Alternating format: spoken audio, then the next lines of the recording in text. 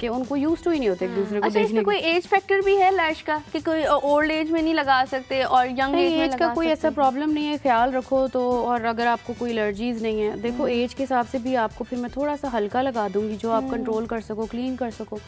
और जैसे कि आपने बोला डैमेज होता है कि नहीं होता, अब मैं हर वक्त अपने बालों पे स्ट्रेटनर रखूं, जल जाएंगे।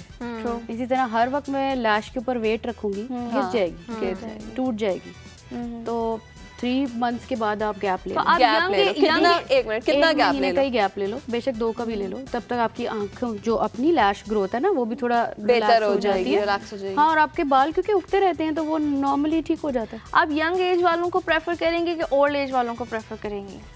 आई गेस अगर आप बहुत यंग एज से स्टार्ट कर देते हैं तो फिर वही बात है कि आदत लगने वाली बात है।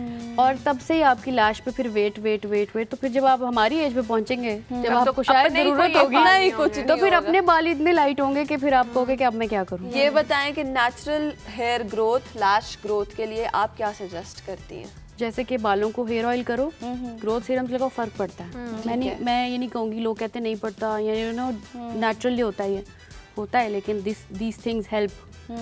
जैसे लोग कैस्टर ऑयल बोलते हैं लगाएं, इससे ग्रोथ में बहुत फर्क पड़ता है। देखो कुछ जैसे फॉर एग्जांपल अगर मिनाइल लगा रही है, मैं भी लगा रही हूँ, आप भी लगा रही हो, हो सकता है मिनाइल को फास्ट रिजल्ट मिले, मुझे बहुत स्लो मिले, और आप लोगों को शायद इतना नोटिसेबल ना हो। मेरा नोटिसेबल आप होगा, खूब देखोगे, I can see visible result. हर किसी की बॉडी हर चीज के साथ लाइन नहीं होती। जैसे किसी को ग्लू इरिटेट कर सकती है, इसी तरह कैस्टर ऑयल भी मैं सिर्फ लगाऊं तो वो हर किसी को ग्रोथ नहीं देगा। ठीक है। तो इसी तरह लैश सीरम्स आते हैं डिफरेंट, एक ब्रांड का आपको सूट कर देगा, एक ब्रांड का मुझे तो, लेकिन लगाना चाहिए। बट अगर आप लगाएं तो आपकी लैश ग्रोथ के अंदर फर्क आता है। फिर प्रॉब्लम ये लोग कंसिस्टेंट नहीं रहते। कंसिस्टेंट